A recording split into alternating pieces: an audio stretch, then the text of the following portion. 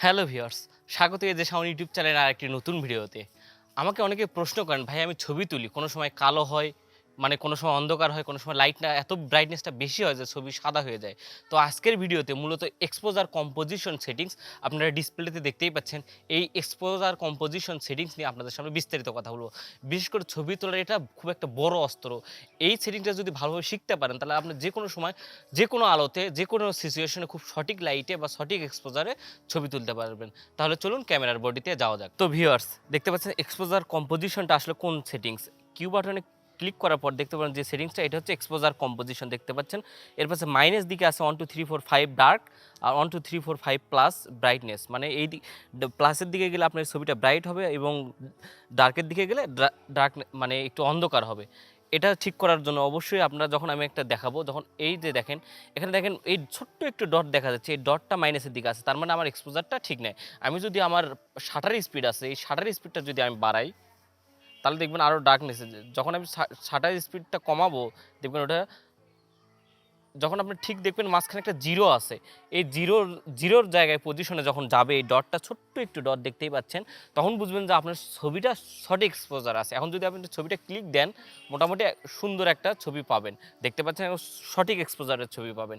আর যখন আপনারা শাটার স্পিডটা আরও কমায় দিবেন, তখন দেখবেন ব্রাইটনেস, তার মানে একটু হার্ড লাইট হবে বা লাইটটা একটু বেশি অ্যাবজর্ব করবে সেন্সর, তখন দেখতে পারবেন ছবিটা জ্বলে যাবে।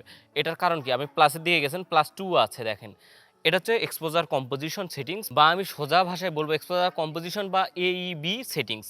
আর এইবি সেটিংসটা আমি আরও বিস্তারিত দেখাইতে আপনাকে ডিসপ্লেটা অন করব। ডিসপ্লেটা অন করার পর দেখতে পাচ্ছেন ছবিটা আমার কতটা ব্রাইটনেস, নিচে দেখতে পাচ্ছেন যে প্লাসের দিকে আমার ছোট ডটটা গেছে, নিচেই দেখতে পাবো এক্সপোজার কম্পোজিশন সেটিংস। আমি যখন শাটার স্পিডটা কমাবো, আমি কমাচ্ছি, দেখেন এক্সপোজার কম্পোজিশনটা এই তো দেখতে পাচ্ছেন একদম সমান বরাবর, মানে জিরো বরাবর চলে আসছে, তার মানে এটা সঠিক এক্সপোজার, সঠিক লাইট ছবি তোলার জন্য।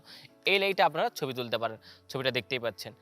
তো এইভাবে এক্সপোজার কম্পোজিশন দিয়ে কন্ট্রোল করার মাধ্যমে আপনারা যখন ম্যানুয়ালে ছবি তুলবেন, আপনারা দেখবেন যে মাইনাসের দিকেও যাতে না যায়, প্লাসের দিকেও যাতে না যায়। আপনারা চেষ্টা করবেন জিরো পয়েন্টে, মানে মাঝামাঝি রেখে যখন আমরা ছবি তুলবেন, এই যে দেখতে পাচ্ছেন মাঝামাঝি রাখার চেষ্টা করুন।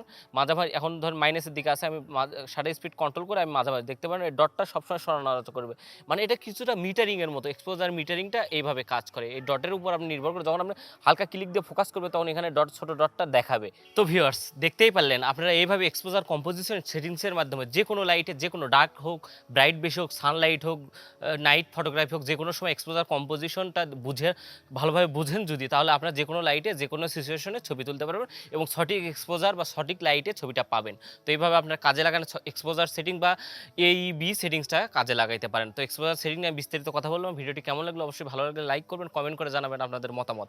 আর আমার চ্যানেল নতুন হয়ে থাকলে অবশ্যই চ্যানেলটি সাবস্ক্রাইব করে রাখতে পারেন। তো আজকের ভিডিও এই পর্যন্ত।